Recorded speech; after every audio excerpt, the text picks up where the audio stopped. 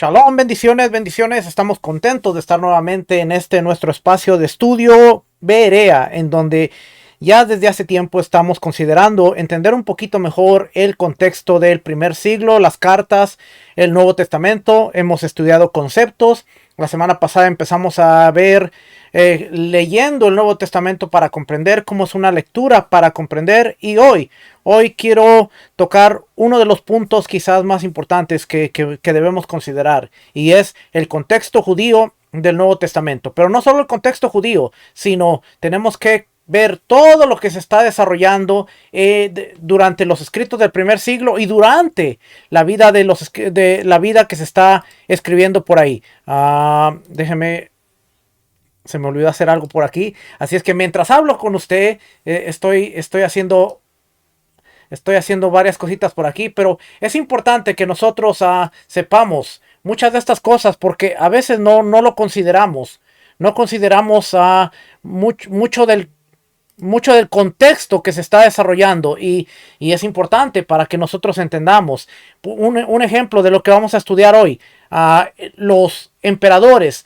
Y ¿sabía usted que había lo que se consideraba como ciudades romanas, colonias romanas y también provincias romanas? Y cada una de ellas era diferente. ¿Por qué? Porque cada una de ellas tenía diferentes responsabilidades, tenía diferentes derechos y tenía diferentes privilegios. Judea, Jerusalén, Judea, llegó a ser una provincia, pero también después se le consideró ser una colonia romana. Así que Judea pasó de provincia, colonia, y durante ese periodo se está desarrollando la vida de Yeshua, los discípulos, y más adelante los escritos del primer siglo que abarcan el Imperio Romano. Así es que vamos a empezar a estudiar. Esta información viene de el libro que se llama Descubriendo el Nuevo Testamento, una introducción a su contexto, la teología, los temas. Y este libro solo abarca de los evangelios y hechos. ¿Okay? Así es que dice por aquí, contexto judío del Nuevo Testamento. Los relatos del Nuevo Testamento se sitúan entre el año 6 antes de la era común y el 90 después de la era común. Si nosotros nos ponemos a pensar, y esto lo he dicho ya en otras ocasiones, muchas veces decimos, Yeshua nació en el año 0. Pero realmente, viendo la historia, Yeshua nació antes del año 0. El calendario se cambió en el año 0.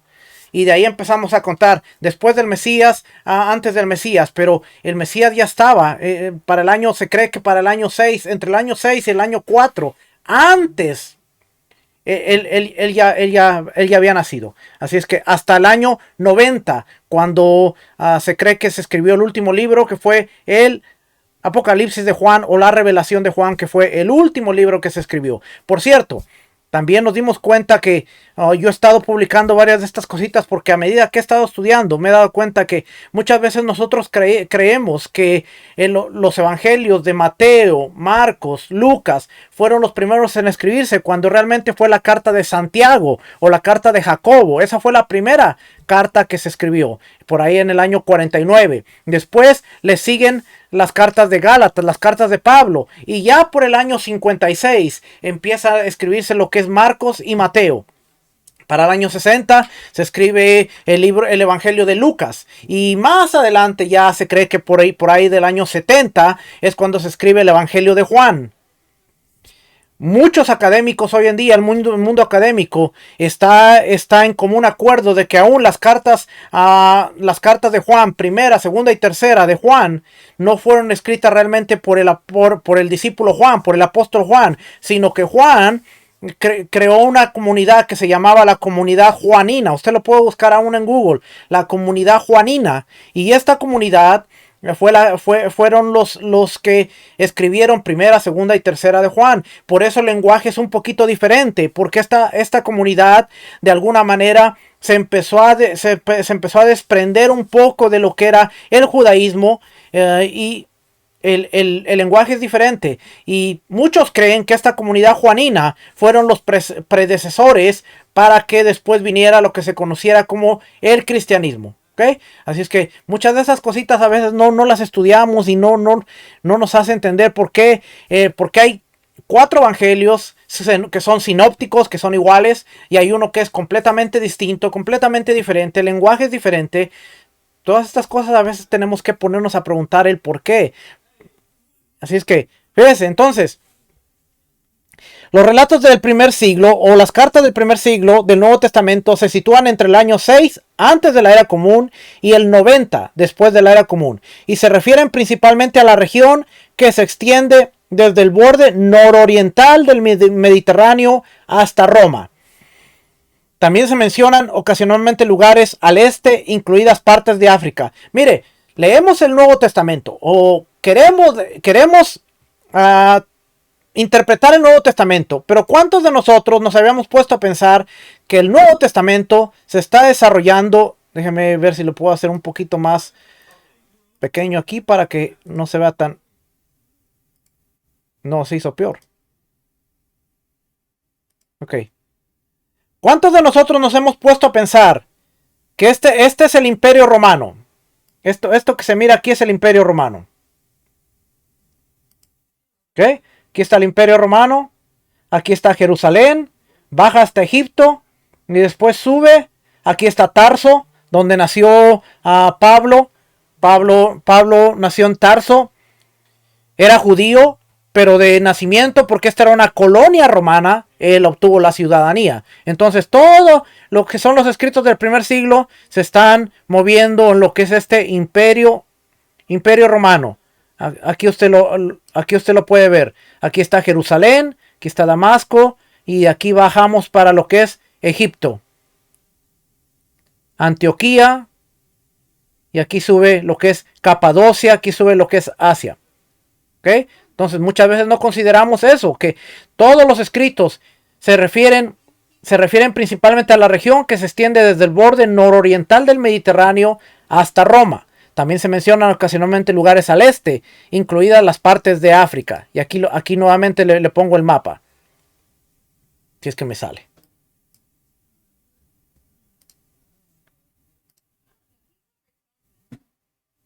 No sé qué le hice, pero ahora ya no salió. Oh, estaba muy grande, ahora sí me aceptó el tamaño. Ok, entonces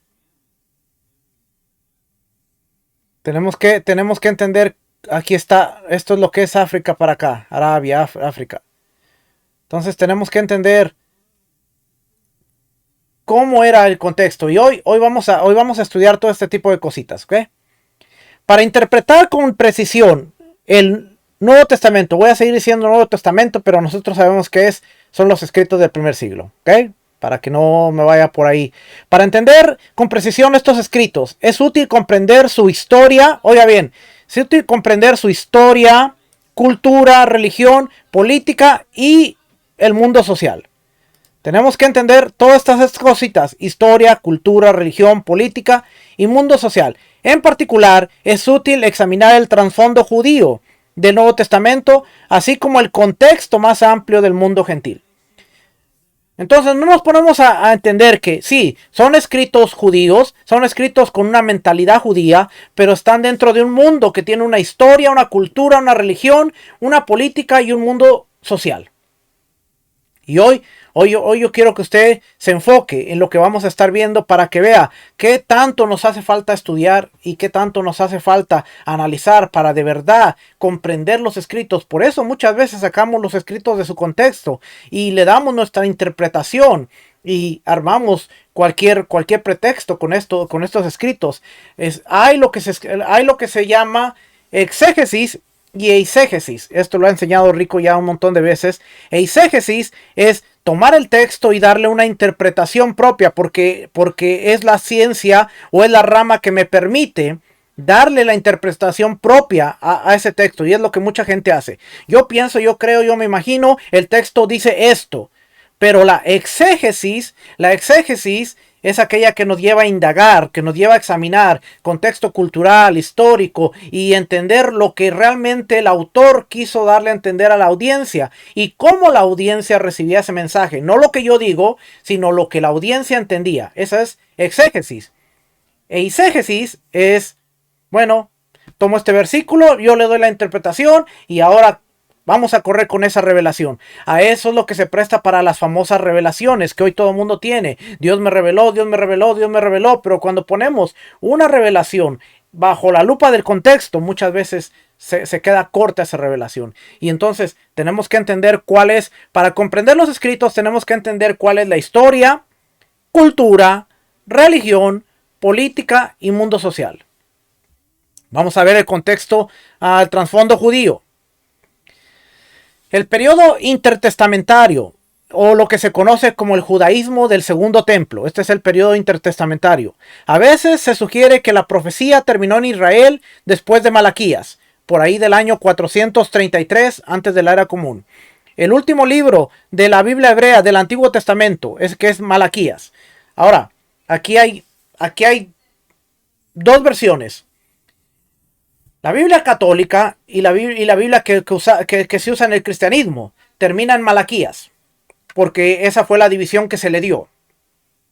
La Biblia hebrea termina en Segunda de Crónicas, porque ese es el orden que fue establecido. El orden que fue establecido fue en Segunda de Crónicas. Y algo interesante que sucede es que vamos a ver, le voy a compartir algo interesante.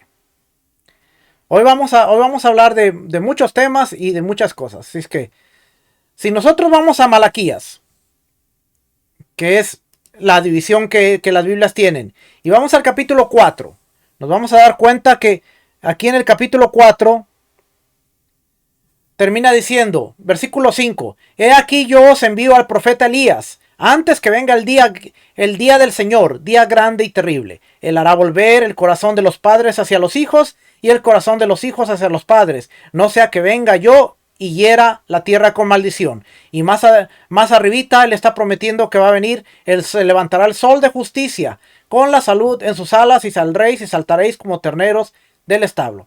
Él está diciendo que viene el sol de justicia. Sabemos que es Yeshua. Y está hablando de Juan el Bautista o el mensajero que iba a venir a preparar el camino, el profeta Elías. Si nosotros vamos, esta es la división cristiana. Si nosotros vamos a Segunda de Crónicas,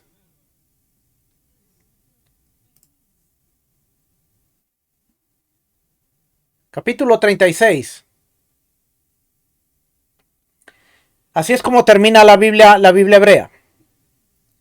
Y en el primer año de Ciro, el rey de Persia, para que se cumpliera la palabra del Señor por boca de Jeremías, el Señor movió el espíritu de Ciro, rey de Persia, y éste envió a proclamar de palabra y también por escrito por todo su reino, diciendo, así dice Ciro de Persia, el Señor, el Dios de los cielos, me ha dado todos los reinos de la tierra, y me ha designado para que yo le edifique una casa en Jerusalén, que está en Judá. ¿Quién de entre vosotros sea su pueblo? El Señor su Dios sea con él y suba. Así que de alguna manera podemos ver que las dos divisiones que se hicieron, tanto lo que es la Biblia hebrea, termina con la promesa de la restauración de la casa de Dios. Va a ser restaurada la casa de Dios y que todos van a subir, todos suban porque la casa va a ser restaurada. Y el libro de Malaquías termina con la promesa de el profeta Elías que va a anunciar la venida de el sol de justicia. Así que cuando nosotros apuntamos al Olam Jabá o al mundo venidero, tenemos la reconstrucción del templo y tenemos al Mesías que viene a reinar. Así es que ambas divisiones tienen una función, tienen un propósito y ambas divisiones nos apuntan a lo mismo, que es el reino milenial.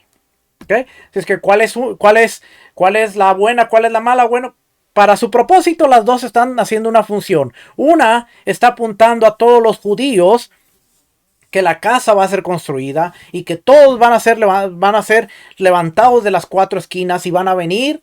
Y la otra les está recordando que viene un Mesías, que viene un sol de justicia, que traerá sanidad y que traerá la justicia y la bondad de Dios. Así es que esa es la división que existe. Malaquías o Segunda de Crónicas. Pero muchas veces se ha escuchado este periodo como el periodo de los 400 años de silencio. Malaquías termina en el año 400 y después empieza lo que se conoce como el Evangelio de Mateo, que es donde empieza nuevamente la revelación. Ahora, ya sabemos que el Evangelio de Mateo no fue el primero que se escribió, sino fue la carta de Santiago en el año 49. Así es que hubo más de 400 años de silencio. Hubieron casi 500 años de silencio, pero ese ya es otro tema.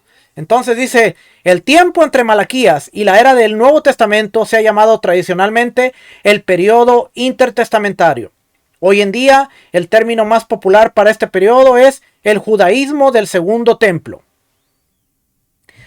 Mucha gente lo conoce como el judaísmo del Segundo Templo. Ahora, el judaísmo del Segundo Templo no es como el judaísmo de hoy en día. Así es que tenemos que estudiar cómo era ese judaísmo del Segundo Templo. ¿Por qué? Porque ese judaísmo del Segundo Templo fue el que practicó Yeshua. Fue donde nació Yeshua, creció Yeshua y murió Yeshua y resucitó Yeshua en ese judaísmo del Segundo Templo. Y en ese judaísmo del Segundo Templo había una máxima autoridad que se llamaba el Sanedrín, que estaba en el templo. Así que todos los asuntos relacionados a los mandamientos y a cómo vivir la palabra de Dios salía de Jerusalén, de los hombres que Dios había puesto ahí. Hoy en día vemos un tremendo descontrol alrededor del mundo. Hoy en día estamos a cuánto, antes de que vaya a decir otra fecha, hoy en día 26 de marzo hay gente que está celebrando primicias ya. Hay gente que va a celebrar primicias este domingo porque ya celebraron Pesach hace 2 días. Porque no creen en que la Biblia no menciona años de 13 meses. Así es que para ellos son 12 meses. Y ya para ellos este es el mes de Nisan. Ya pasó el 14 de Nisan. El 15 de Nisan fue hace 2 días. Ya celebraron Pesach. Y ahora algunos están contando el Omer. Algunos van a esperar hasta el domingo para empezar a contar el Omer. Algunos otros estamos esperando todavía un mes para hacer la celebración de Pesach. Y después de que hagamos la celebración de Pesach, va a empezar el bendito problema de cuándo empieza el Omer. Cuando tenemos no es el tema, pero estamos hablando de lo que es el judaísmo del Segundo Templo. Así es que yo siempre me desvío por acá y por allá. Pero para que vean, estamos hablando del judaísmo del Segundo Templo, y el judaísmo del Segundo Templo tenía sus problemas. Si ellos tenían sus problemas, ¿qué nos podemos esperar nosotros? Dice este libro de Alfred Edersheim, el Templo. Solo le voy a leer esta partecita de aquí. La Pascua.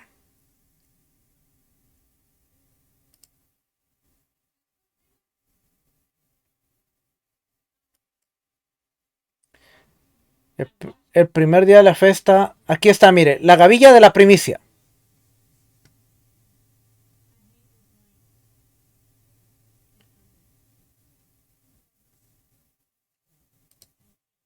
El primer día de la fiesta. La gavilla de la primicia, el día siguiente del sábado. Porque aquí está hablando de la gavilla de cebada. Después del anochecer de aquel mismo día, el día 15, cuando se hacía el ceder, cuando estaba oscureciendo, una ruidosa multitud seguía a unos delegados del Sanedrín. ¿Ve? Después del primer día de panes sin levadura, después del día 15, cuando caía la noche y empezaba el día 16, afuera de la ciudad, y atravesaban el torrente del Cedrón, el Kidrón. Era una procesión muy diferente y con un propósito muy diferente de la del pequeño grupo de dolientes, que alrededor del mismo tiempo llevaban el cuerpo del muerto Salvador de la cruz al sepulcro, cavado en la roca donde nadie había sido depositado. Mientras este grupo se reunía en el huerto, quizás a un lado, otro grupo entraba en medio de una gran algarabía, en un campo, al otro lado del Kidrón, especialmente designado para este propósito. Iban a dedicarse a un servicio de suma importancia para ellos. Es probable, debido a esta circunstancia, que José de Arimatea decía que no se le estorbara en su petición del cuerpo de Yeshua. Y Nicodemo y las mujeres que pudieran dedicarse sin molestias a los últimos tristes oficios de los afectuosos dolientes. Dice la ley, la Torá decía: traeréis al sacerdote un homer por primicia de los primeros frutos de vuestra siega, y el sacerdote mecerá el homer delante de Adonai, para que seas aceptos el día siguiente del sábado lo mecerá. Esta gavilla o más bien el Omer de la Pascua de Pesach, debía ir acompañada de un holocausto, de un cordero de un año sin defecto, con sus propias oblaciones y libaciones, su harina y su vino. Y después de haber sido esto ofrecido, pero no antes, podría usarse y venderse la cebada nueva en la tierra. Ahora bien, esta gavilla de la Pascua era segada en público la noche antes de ser ofrecida, y era para ser testigo de esta ceremonia que la multitud se reunía alrededor de los ancianos que cuidaban de que todo fuera hecho según la ordenanza de la tradición. Ahora, aquí está el problema. El problema es que no me está saliendo la pantalla aquí.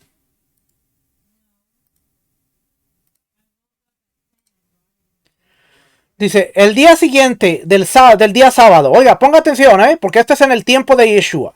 El día siguiente del día sábado. La expresión, el día siguiente del día sábado, ha sido a veces malinterpretada, como si implicase que la presentación de la llamada primera gavilla debía ser hecha siempre en el día siguiente al Shabbat semanal de la semana de la Pascua. Esta postura, asumida por los vetusianos y los saduceos en tiempos del Mesías, esta postura viene de los saduceos y los vetusianos, que eran los que formaron el partido político, y por los judíos caraítas y ciertos intérpretes modernos. Ahí está donde viene todo el relajo. Pero estamos hablando desde el tiempo del Mesías. Dice, esta postura asumida por los vetusianos y los saduceos en tiempos del Mesías y por los judíos caraítas y ciertos intérpretes modernos descansa sobre una interpretación errónea de la palabra Shabbat. Una interpretación errónea de la palabra Shabbat. Como en alusiones análogas a otras fiestas en el mismo capítulo, no se refiere al Shabbat semanal, sino al día de la fiesta, o sea, el primer día de panes sin levadura. El testimonio de Josefo y de Filón, que estos son dos escritores del primer siglo también, que está aquí Josefo, Antigüedades, libro 3, 10, 5 y 6. Dice el mes sántico, que nosotros llamamos Nisan, y es el comienzo de nuestro año, el 14º día del mes lunar, cuando el sol se halla en Aries, porque en este mes fue cuando fuimos libertados de la esclavitud de Egipto. La ley ordena que todos los años matemos el mismo sacrificio que, como les dije antes, habíamos matado al salir de Egipto, y que llamamos la Pascua. Celebramos pues la Pascua en compañía, sin dejar nada de lo que sacrificamos para el día siguiente.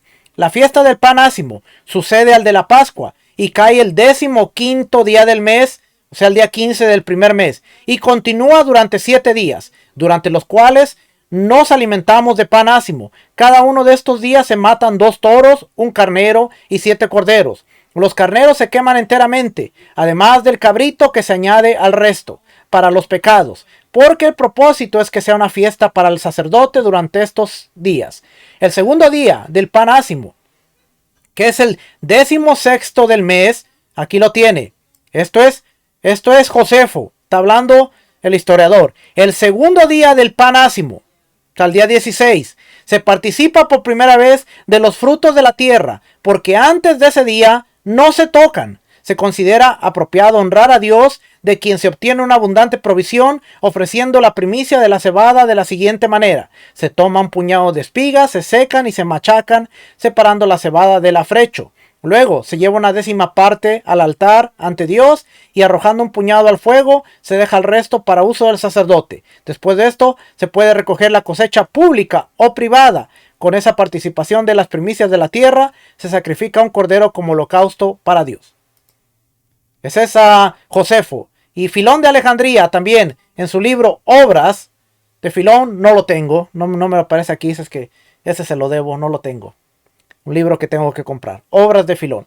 Dice, y de la tradición judía no deja lugar a duda que en este caso debemos comprender por el Shabbat, o por la palabra Shabbat, que se trata del día 15 de Nisan, fuera cual fuera el día de la semana en que cayera, ya que el 14 de Nisan había sido marcado por delegados del Sanedrín, el lugar que debía segarse, atando en manojos, aún de pie, la cebada que debía ser segada. Aunque por evidentes razones era costumbre escoger para este propósito el abrigado valle de Ashes, al otro lugar del Kidrón. No había restricciones acerca del lugar, siempre que la cebada hubiera crecido en un campo ordinario, naturalmente en la misma Judea, Judeo-Palestina. ¿Ok?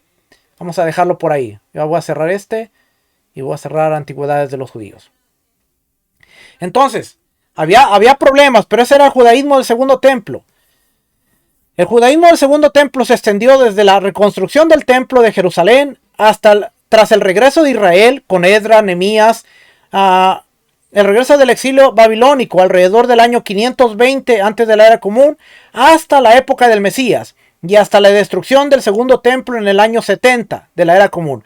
El judaísmo del segundo templo, o lo que se conoce como judaísmo del segundo templo, va a abarcar desde el año 520 antes de la era común hasta el año 70. Todo eso es el término judaísmo del segundo templo. ¿Por qué? Porque después, en el año 90, o más bien para el año 90, va a empezar lo que es la persecución, y va a empezar y nace lo que es el judaísmo o los judaísmos, porque hay más de un judaísmo: judaísmo ortodoxo, judaísmo.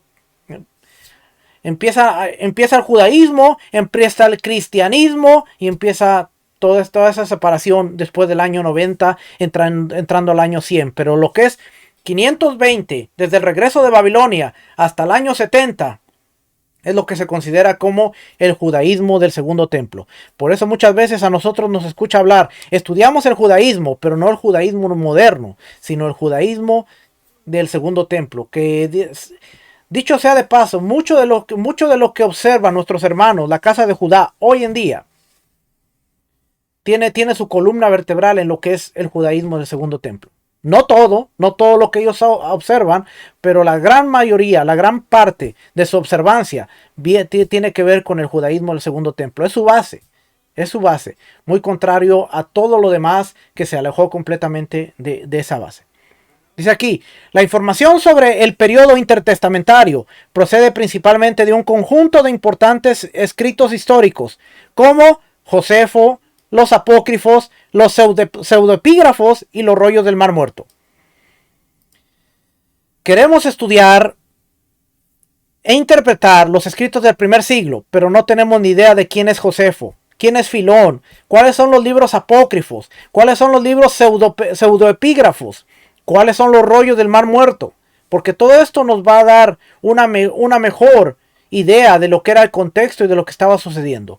Los libros pseudoepígrafos son los libros como Noé, el libro como el libro de Yacer, que a mucha gente le encanta ese libro, Yacer, porque habla de las historias del diluvio. Mucha gente basa su calendario en ese libro de Yacer, pero lo que la gente no sabe es que ese libro fue escrito aproximadamente entre el año 200 y el año 100 antes de la era común, o sea, 200 años antes del Mesías. Ese libro fue escrito. No fue escrito allá con Abraham, allá con Noé, no, fue escrito ya pasado mucho tiempo.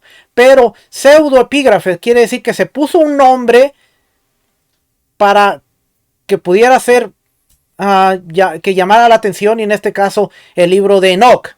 No era Enoch. El testimonio de Abraham. No es el testimonio de Abraham. El testimonio de los 12 patriarcas, de los 12 hijos de Abraham.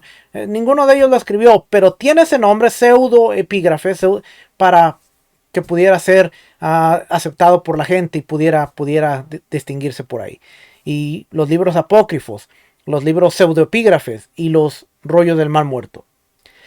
Durante el periodo intertestamentario, esto es importante, durante el periodo intertestamentario, este judaísmo que estamos hablando del segundo templo, de esta fecha 520 al 70, Israel experimentó una secuencia de gobernantes extranjeros.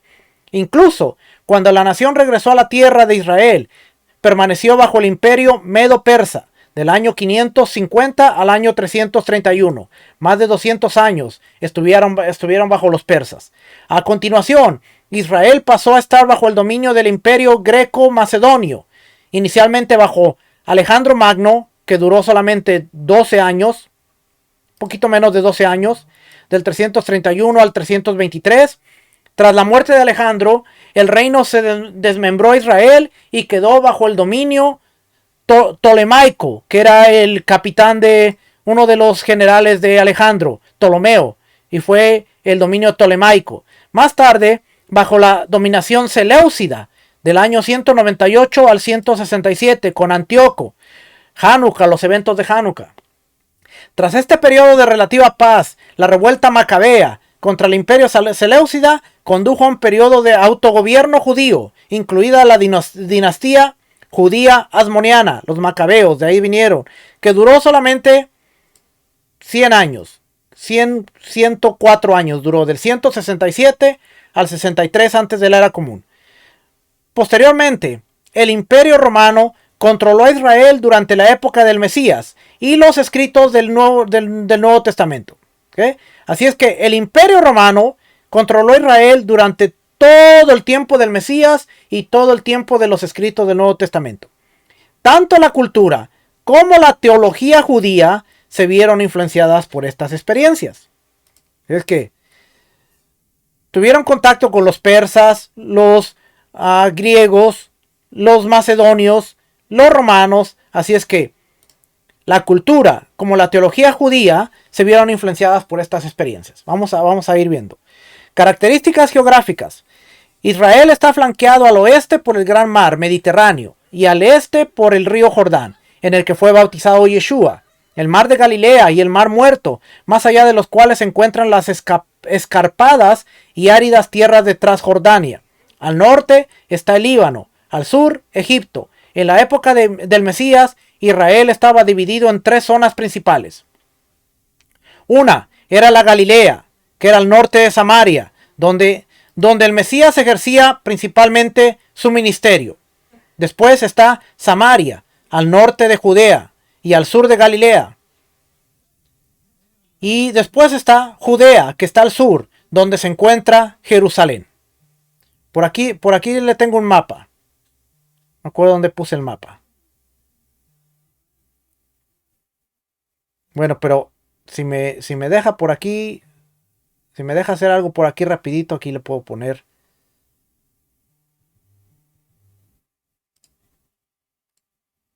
Aquí le puedo poner el mapa. Así que aquí tiene. Aquí vemos que aquí está Samaria. Samaria está al norte. Y aquí está Jerusalén. Aquí está Judea. Si el ministerio de Yeshua, Capernaú, Genezaret, Jorazín, Besadia, usted va a encontrar en los evangelios Caná de Galilea. Usted va a encontrar Galilea como el lugar principal donde Yeshua se movía. Nazaret, Caná, las bodas de Caná, Genezaret, donde saca a la legión al hombre endemoniado, Capernaum, Corazín, Besadia. Después encontramos que está Samaria, el monte Baal, y está Judea, Jerusalén, donde estaba el templo. Vea la distancia que tenía que recorrer Yeshua para estar en el templo. Porque muchas veces lo vemos fuera. No lo vemos en Jerusalén. No lo vemos donde está el templo. Aquí está el camino a Emaús, donde se aparece cuando el Padre lo resucita entre los muertos. Aquí está Emaús. Que muchas veces es interesante ver todo esto plasmado en mapas para conocer un poquito. Entonces Galilea, ya vimos al norte de Samaria, Samaria y Judea. Ahí nuevamente Galilea, que es todo este territorio, Galilea. Después está Samaria. Las tres divisiones que tenía. Era Galilea, que está por aquí también la división esta, Galilea. Después Samaria. Y después Judea, que está aquí. Betlehem y Judea. Por cierto, la Biblia habla de una Decápolis, que era una polis, una ciudad romana, Decápolis, que está aquí. Había una ciudad romana aquí. Y están los evangelios. Otra característica importante, geográfica importante y clave, es el mar de Galilea, donde tuvo lugar gran parte del ministerio de Yeshua. También se le conoce en la Biblia como el mar de Gineret. Números 14:11, dice, y la frontera descenderá de Sefam a Riblá sobre el lado oriental de Ain, y la frontera descenderá y alcanzará la ribera sobre el lado oriental del mar de Cineret. Ese mar de Cineret es lo que se conoce como el mar de Galilea. Se le conoce como mar de Cinerot. Josué 12:3. Y Arabá hasta el mar de Cineret, hacia el oriente, y hacia el mar de Araba, el mar salado, al oriente, hacia Bet Jesimot, y al sur, al pie de las laderas de Pisgah. Se le llama el lago de Genezaret. Lucas 5:11. Y aconteció que mientras la multitud se agolpaba sobre él para oír la palabra de Dios, estando Yeshua junto al lado de Genezaret. Lucas 5:11. Ese Genezaret es nada más ni nada menos que este mismo mar de Galilea. Y aquí ve Genezaret. Esto es lo que se conoce como el lago de Galilea, el lago de Cineret, el lago de Cinerot, el mar de Galilea. Todo eso está en la Biblia y se refiere a una misma región, que es esta de aquí.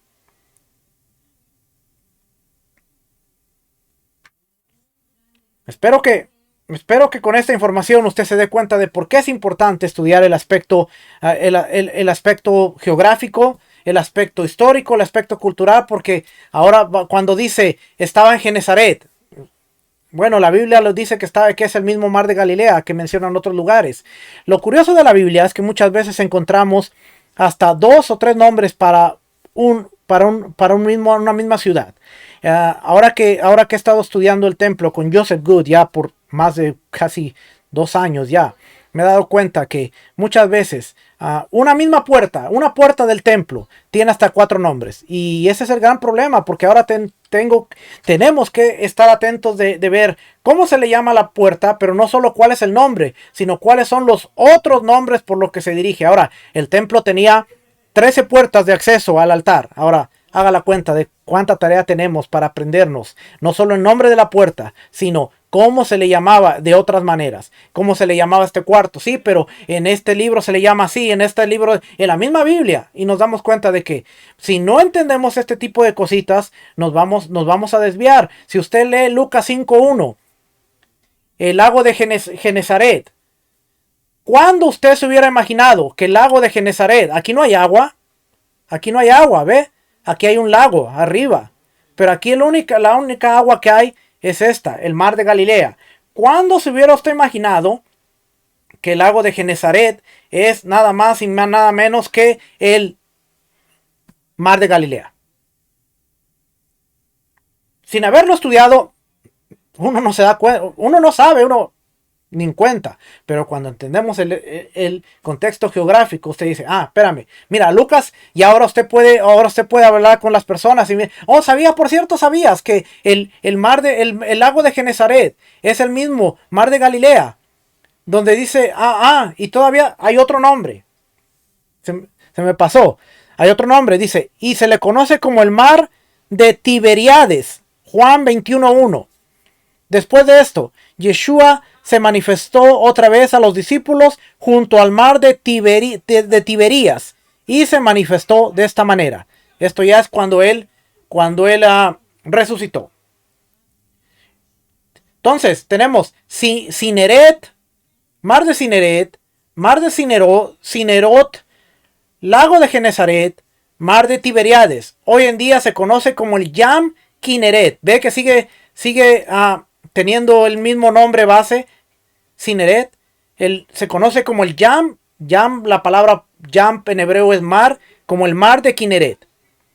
Tiene 21 kilómetros de largo y 11 kilómetros de ancho. La mayoría de las ciudades en las que Yeshua ejerció su ministerio se encontraban en sus orillas occidentales y septentrionales. Por ejemplo, Cafarnaum, Betsadia y Magdala. Nuevamente vamos aquí. Aquí está Cesarea de Filipa, aquí arriba. Pero aquí tenemos Capernaum, Genezaret, Jorazín, Betsadia. Y si usted se da cuenta, tiene sentido porque es el único mar que aparece por aquí. Y después está el mar muerto aquí. Está aquí el río de Jericó. Mar muerto, pero no ve usted otro mar, o no ve usted otra fuente de agua más que el lago Julé, que está aquí arriba.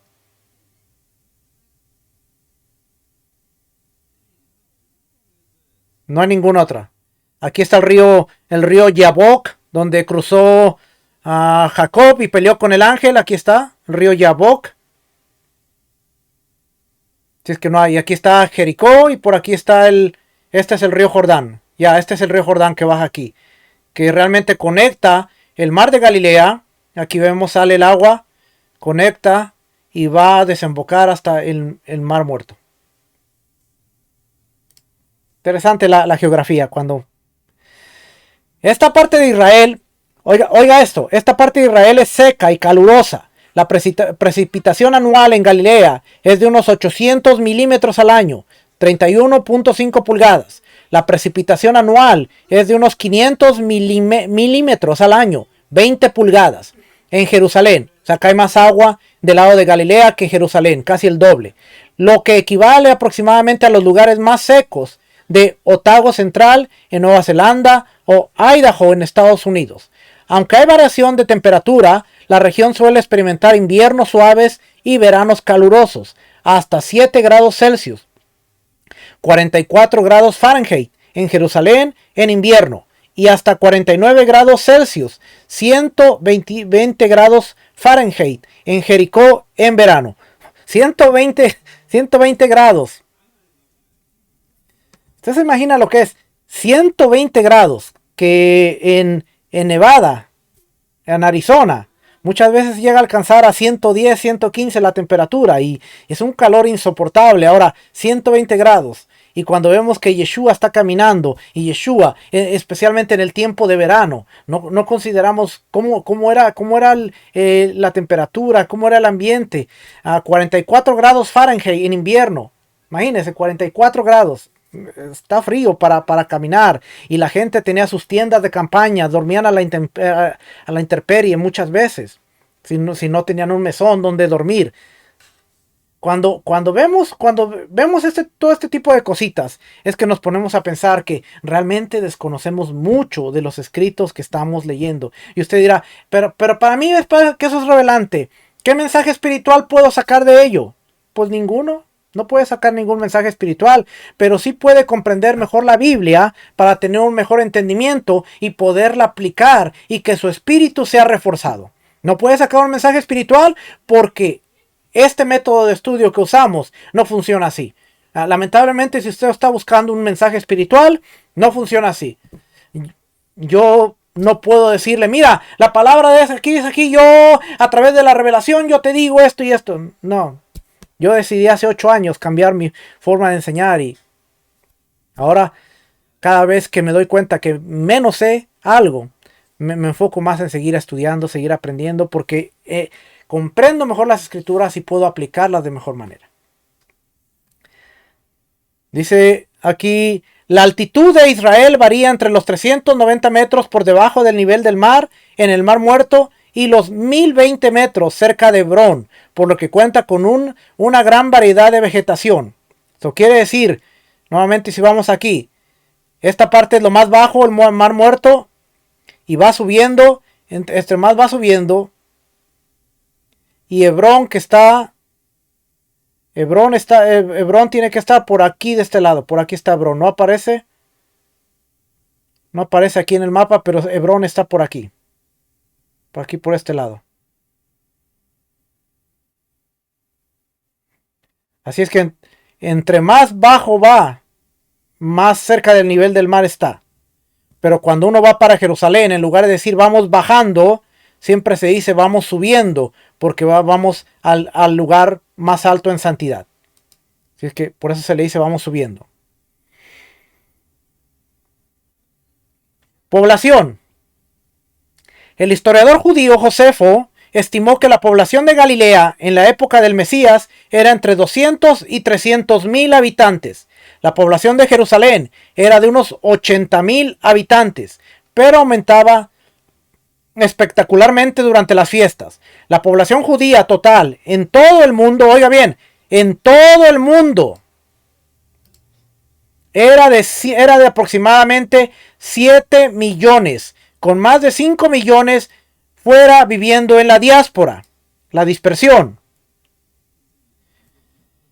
Vemos en los escritos del primer siglo, vemos en las cartas de Pablo, que había una sinagoga, que fue a la sinagoga, que fue a la sinagoga, pero ¿cuántos de nosotros nos habíamos puesto a pensar que había más de 5 millones de judíos que estaban fuera de Israel, que estaban fuera de la tierra, que vivían en la dispersión? Por eso, bueno, déjenme leer esta parte y ahorita lo voy a llevar ahí. La población judía de Israel era entre 1 millón y 1,5 millones. O sea, por eso en total eran 7 millones, pero 5 estaban fuera. So, había 1,5 millones, de entre 1 millón y 1,5 millones en Israel, mientras que había casi 3 veces más fuera en la diáspora, la dispersión. Pero la población total de Israel era de unos 2 millones. So, entre 1,5 millones, 2 millones. Solo la mitad de la población era judía. La mayor parte de la población judía vivía en Judea, incluidos Yeshua y sus discípulos, en una bolsa de Galilea al norte. De esos 2 millones, la mayor parte era judía. Solo la mitad de la población era judía. 1 millón. Jerusalén era el corazón de la nación en todos los sentidos. La ciudad no estaba aislada en el mundo, como a veces se piensa, sino que era bastante cosmopolita. Era la sede del segundo templo, una de las maravillas del mundo, lo que la convertía en un centro de peregrinación religiosa y festivales. Jerusalén también contaba con un hipódromo, gimnasio y teatros. Esto ya es la influencia greco-romana, que ellos tenían su hipódromo, tenían su gimnasio y tenían sus teatros. Y usted sabe que los gimnasios, para los gimnasios en la época del primer siglo, se entraba completamente desnudo. Así que todos aquellos que querían entrar a un gimnasio en Jerusalén tenían que recurrir a la reversión de la circuncisión, epispasmos, para poder entrar al gimnasio, que eran los lugares donde se hacían negocios, eran los lugares donde se estudiaba la filosofía, eran los lugares donde los maestros daban los aspectos culturales de la vida. Ahora, déjeme, con eso que acabamos de leer, lo voy a llevar a unos versículos. Vamos a ver primero Santiago, que fue la primera carta que se escribió. Jacobo o Santiago, siervo de Dios y del Señor Yeshua el Mesías, a las 12 tribus que están en la dispersión, saludos. Ahora ya sabemos que la carta de Santiago va dirigida a los 5 millones de judíos que están en la dispersión. Primera de Pedro. Pedro, apóstol de Yeshua el Mesías, a los expatriados, a los que están en la dispersión, a los expatriados de la dispersión, Ponto, Galacia, Capadocia, Asia, Bitinia, elegidos según el previo conocimiento del Dios Padre. Esto es Asia Menor. Ponto, Galacia, Capadocia, Asia, Bitinia. Ahora, Hechos capítulo 2. El día de Pentecostés. Estaban asombrados y se maravillaban diciendo, mirad, ¿no son galileos todos estos que están hablando? ¿Cómo es que cada uno de nosotros le oímos hablar en nuestra lengua, en la que hemos nacido? En la que hemos nacido. Eran judíos, pero habían nacido fuera y hablaban otra lengua. Es como si de repente Estados Unidos, que es un lugar donde todo el mundo viene, y aquí nacen nuestros hijos. Y los hijos tienen la ciudadanía americana, pero normalmente tienen la ciudadanía del padre también y de la madre. Entonces, si de repente va un asiático, va un japonés, va un chino, va alguien que vino de la India, va a un lugar en donde hay un congreso, hay alguien que está dando una lección, y de repente se empieza a levantar gente que nunca salió del lugar y empieza a hablar inglés, empieza a hablar otro tipo de idiomas, y la gente dice, bueno, ¿cómo estos nos están entendiendo? Porque nosotros hablamos otra lengua. Y aquí va a empezar a decir, fíjese, en la lengua que hemos nacido: partos, medos, elamitas, habitantes de Mesopotamia, en Judea, Capadocia, el Ponto y de Asia. Aquí tenemos donde dice: se enviaron cartas menores a Atalo II, rey de Pérgamo, a Ariarates V, rey de Capadocia, y a las ciudades de Mindos, a Alicarnaso y Nidus en Caria, Facelis en Licia, Side y Panfilia, todas ellas ciudades independientes en esta época. También se enviaron copias a las zonas de Cari, Licia, Panfilia. Podemos concluir que había judíos en estos reinados, ciudades y zonas en el año 139 al 138 antes de la era común. El asentamiento judío parece haber continuado con el paso del tiempo, de modo que en el siglo I antes de la era común, Filón pudo informar en su libro que había colonias judías en la mayoría de los países, incluyendo Panfilia, Cilicia, la mayor parte de Asia, Bitinia y hasta los rincones más remotos del Ponto. Sabemos de comunidades judías en más de 50 lugares de Asia Menor durante el periodo imperial. Sin duda, había muchas más. Esto es el libro de Comunidades Judías de Asia Menor de Paul Trevico. Entonces, estábamos viendo la Biblia aquí. Dice: Frigia, Panfilia, Egipto, las regiones de Libia, alrededor de Cirene, viajeros de Roma, tanto judíos como prosélitos. ¿Ok? Entonces vamos a... Aquí tengo un mapa de lo que era Jerusalén en tiempos de Yeshua. Aquí está Galilea, lo que le mencioné. Galilea, Samaria y Judea, las tres divisiones que tenía. Pero quiero llevarlo nuevamente a este mapa. No, este no es el mapa.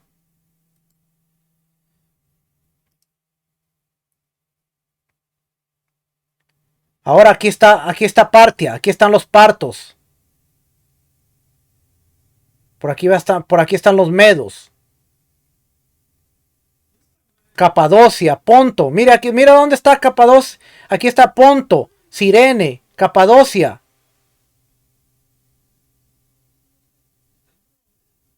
Entonces, y aquí está Tarso, donde nació Pablo. Y aquí está Jerusalén. O sea que realmente había judíos por todo este lado. Había judíos bajando aquí a Egipto. Por aquí está aquí Egipto. Arabia. También había judíos de Arabia. La verdad que cuando leemos la Biblia y no consideramos este tipo de información, nos quedamos cortos con lo que leemos.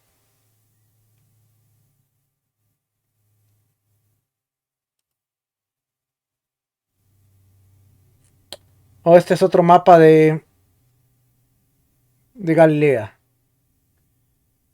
Galilea, Samaria. Este es el que le enseñé ahí arriba. Condiciones socioeconómicas. Desde el punto de vista socioeconómico, los principales ingresos de Israel procedían de la agricultura, la pesca y el comercio y la industria, por este orden. O sea, primero era la agricultura, luego la pesca, el comercio y la industria. Entre los años 10 y el año 70, después de la era común, este es el tiempo del Mesías, del año 10 al año 33, cuando él murió, la economía decayó debido a la superpoblación, los elevados impuestos, los desastres naturales y las luchas de clases que hicieron que los ricos fueran cada vez más ricos y los pobres cada vez más pobres. La pobreza era considerable. Estas condiciones proporcionan un telón de fondo esclarecedor para las numerosas parábolas y enseñanzas de Yeshua sobre la riqueza y la pobreza. Ahora usted entiende por qué hay tantas parábolas que tienen que ver con la riqueza y la pobreza, porque era un ambiente social que estaba ocurriendo en ese momento. Los ricos se hacían más ricos, los pobres se hacían más pobres, no había justicia, no había bondad, y el llamado de Yeshua a través de cada una de estas parábolas era hacer conciencia que la Torá, que los mandamientos tenían como base justicia, bondad. Si eres rico, da la mano al que tiene pobre, al que es pobre, para que la Torá sea cumplida y haya una equidad en el pueblo de Dios. Muchas veces, no, que la parábola esto y la parábola le sacamos tremendos mensajes espirituales, tremendas revelaciones, pero en el contexto sociocultural, ¿cuál era el impacto para una persona que entendía esta parábola? Yeshua nos está exhortando a ser justos, a ser bondadosos, a hacer justicia, a hacer bondad. El reino de Dios no es comida ni bebida, pero sí justicia. Por eso es que hay numerosas palabras y numerosas enseñanzas de Yeshua sobre la riqueza y la pobreza. Había tres grupos socioeconómicos principales en Israel. Los ricos tendían a ser los propietarios de tierras y los que ocupaban los cargos políticos. Esto incluía la familia real herodiana, que poseía alrededor de la mitad de la tierra. Los hijos de Herodes, esta familia real, solamente tenían la mitad de la tierra, imagínense. Los sumos sacerdotes y sus familias. Ahí estaba el problema social. Los sacerdotes obtenían ingresos de los sacrificios y del tesoro del templo, así como de la explotación de los pobres. ¿Cuál era el mayor problema de Yeshua con la audiencia? Lo vimos en la parábola de Rico y Lázaro. La parábola de Rico y Lázaro era una exhortación directa a los que estaban en cargo, de decir, ustedes se han enriquecido ilícitamente y se han olvidado del pobre, pero ustedes van a tener su recompensa.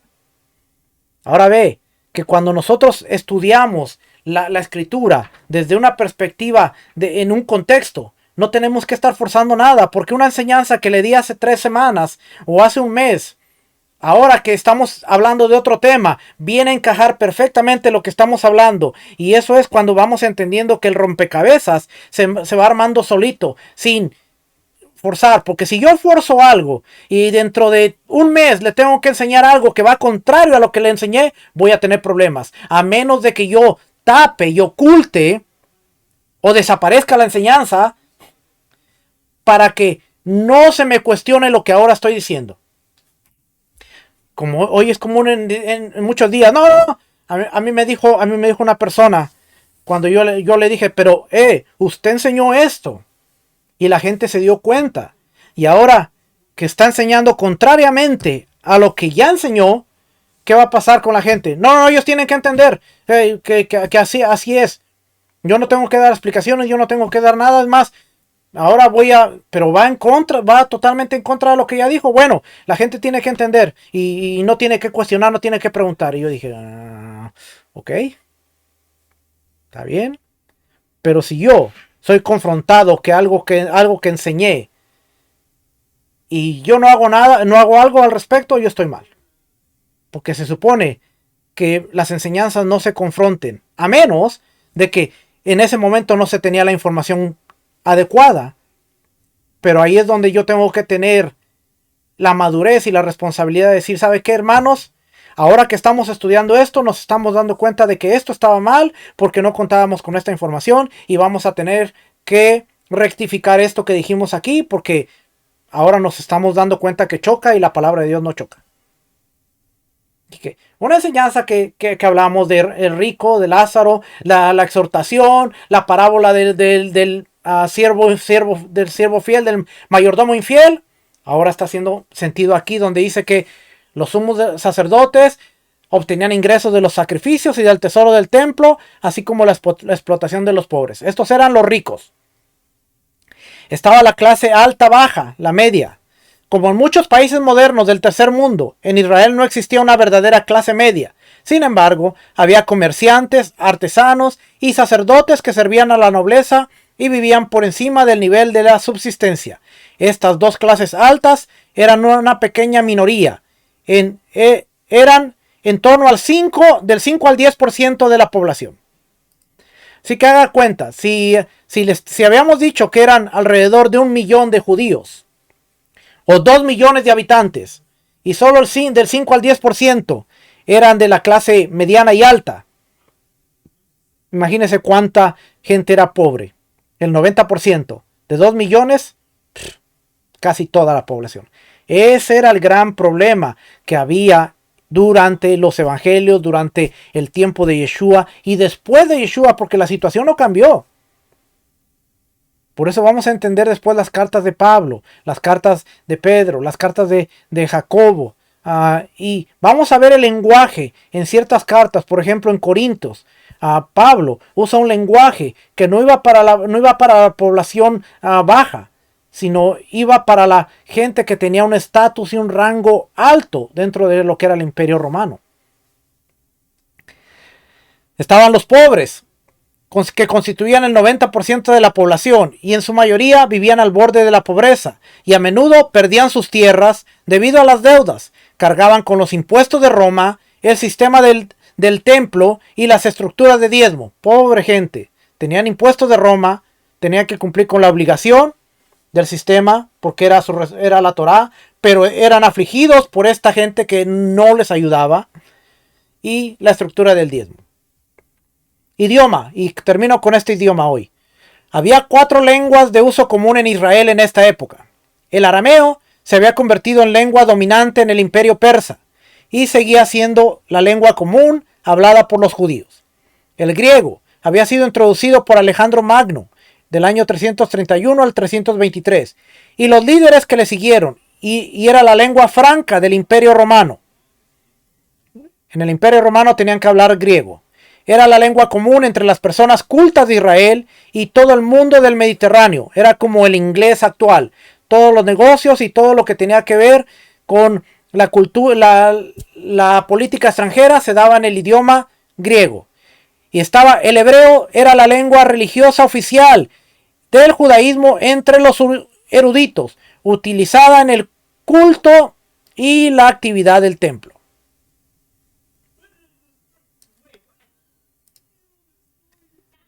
Esto es importante porque las personas no hablaban hebreo durante el tiempo de Yeshua. El hebreo se utilizaba en el templo, para la liturgia del templo, para el servicio del templo, pero fuera del templo la gente hablaba en su mayoría arameo. El latín era una lengua oficial del gobierno romano y de sus ciudadanos, pero era poco común entre la población general. Yeshua probablemente hablaba arameo, estaba familiarizado con el hebreo por su experiencia religiosa y hablaba griego para los negocios. Él era carpintero, tenía que tener negocios. Así es que Yeshua probablemente hablaba arameo, hablaba griego y sabía el hebreo para cuando iba al templo. Él sabía 3 lenguas. Es poco probable que conociera el latín. Pero Pablo, sin embargo, puede haber estado familiarizado con los 4 idiomas. Pablo hablaba arameo, hablaba griego, hablaba latín y entendía el hebreo por los estudios del templo con Gamaliel. Era ciudadano romano, muy viajado, que se había creado en la diáspora, en un lugar hebreo, y se había formado en Jerusalén como fariseo. Y vamos a ver influencias culturales la próxima semana. Así es que le voy a dejar con un pensamiento. ¿Okay? Con esto me voy a despedir. Voy a dejar con un pensamiento. Mucha gente defiende el letrero en la cruz, porque ahí está el acróstico de Yud, Hei, Ba, Hei, y ahí está la prueba de que Yeshua era Dios. No voy a entrar al tema, pero mucha gente defiende. Ahora, dentro del Imperio Romano, se ponía dentro del cartel el crimen por lo cual esa persona era crucificada. Yeshua no fue el único crucificado, fueron muchos. Y siempre en el letrero se ponía como aviso para la gente que no cometiera ese crimen, porque si lo cometían iban a terminar como el que estaba ahí crucificado. Ahora, entonces, si entendiendo el contexto, por eso es interesante el contexto, entendiendo el contexto, si usted le quiere dar una advertencia a los ciudadanos que hablan arameo, que el hebreo es solamente para el templo y muchos de ellos quizá no lo entienden, es más factible que usted escriba letrero en hebreo, que muy pocos lo van a entender, o en arameo, que todo el mundo lo va a entender.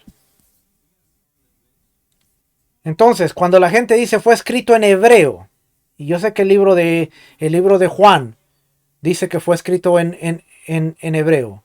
Vamos a ver. Así es que póngase a pensar nada más por un momento. ¿Cuál era más eficaz? ¿El hebreo o el el arameo, que todo el mundo lo entendía.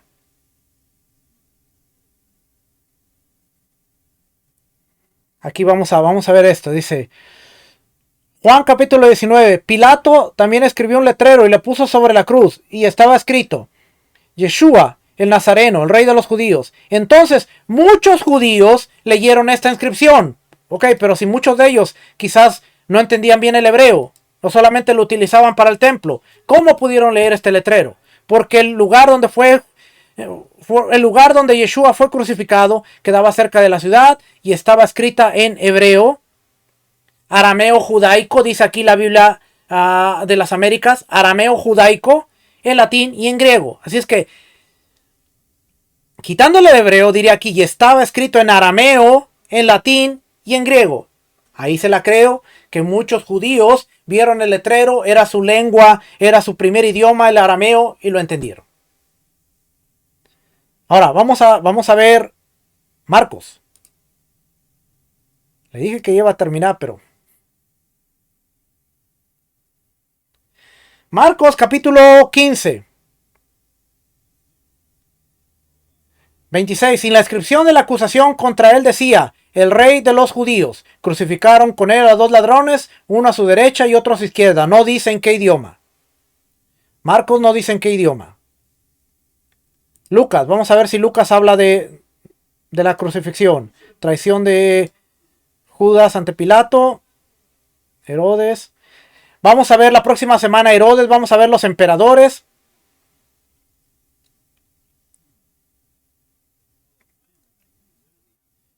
Cuando llegaron, crucificaron a Yeshua. Había también una inscripción sobre él. Algunos manuscritos agregan escrita en griego, latinos y hebreos. O sea que Marcos o Lucas ni siquiera dice que estaba ahí, solo dice había una inscripción. Y luego aquí la nota dice algunos manuscritos agregan es que estaba escrita en caracteres griegos, latinos y hebreos. Este ya la vimos. Marcos. Sí, Marcos.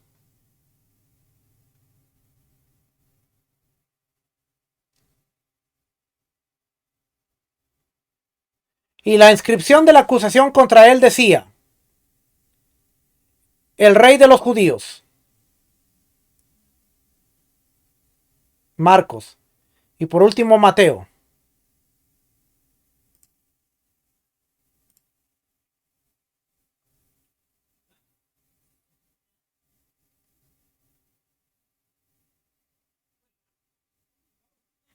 Pusieron sobre su cabeza la acusación contra él que decía: este es Yeshua, el rey de los judíos. ¿Ok? Pero no dice, solamente Juan habla del letrero que estaba en hebreo y vimos que la notita dice arameo judaico, latín y griego. Porque era el idioma, como nosotros vimos aquí en el documento que le leí, era el idioma que se usaba. Era el hebreo para el templo y todo lo que era religioso. El arameo era el idioma común entre toda la gente. El griego era el idioma para los negocios. Así es que si Yeshua era un carpintero, comerciante, tenía que hablar griego. Ahora tiene más sentido. Yo no estoy descartando el letrero, no lo estoy descartando. Simplemente tenemos que conocer si realmente fue escrito en hebreo, como es. Pero cuando leemos el contexto, espérame, el hebreo se utilizaba en el templo. Y quizás si fue escrito en hebreo, solamente los que oficiaban en el templo, los sacerdotes, iban a entender ese letrero, pero no iba a servir de advertencia para la población general, que era una regla común de Roma, al decirles: este hombre está muriendo por esto. Si tú no quieres terminar como él, no lo hagas. Era una advertencia. Así era el Imperio Romano. Este hombre se acostó con la mujer de su amigo. Un ejemplo. Si tú no quieres morir así, no lo hagas. Porque si tú te acuestas, cometes adulterio, vas a morir. Esa era la función del letrero. Que muchas veces, en lugar de pelear por simples cositas, aprendámoslo en el contexto. Y fue algo de lo que le enseñé hoy. Le enseñé la geografía, le enseñé el contexto social para entender las parábolas, le enseñé cuál era el lenguaje. Y la próxima semana vamos a entrar un poquito más a lo que eran los emperadores. Y créame que cuando terminemos esta clase, vamos a comprender mejor los escritos del primer siglo para entender el mensaje, comprenderlo y poderlo aplicar a nuestra vida y que se convierta en un mensaje espiritual eficiente. Nos vemos la próxima semana. Que el Eterno les bendiga, el Eterno les guarde. Familia, shalom, bendiciones, shalom.